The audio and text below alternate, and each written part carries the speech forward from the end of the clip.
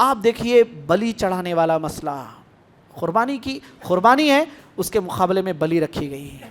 آپ دیکھیے کہ جادو کے ذریعے لوگ کس حد تک جا رہے ہیں۔ کسی کے گھر میں بہو خوش ہے تو لوگ نہیں دیکھ سک رہے ہیں، جادو کرا دے رہے ہیں۔ کسی کا کاروبار آگے بڑھ رہا ہے، لوگ خوش نہیں ہیں، جادو کرا دے رہے ہیں۔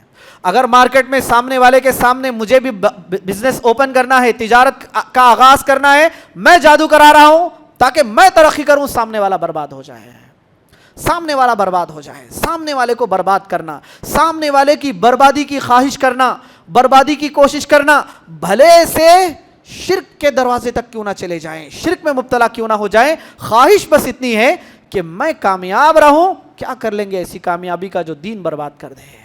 ایسے بزنس کا کیا فائدہ، ایسے رشتہ داری کا کیا فائدہ، ایسی نعمتوں کا، ایسی دولت کا کیا فائدہ جس کو کرنے سے آدمی شرک میں مبتلا ہو جائے، اور وہ بھی اس لیول کے شرک تک آدمی چلا جائے۔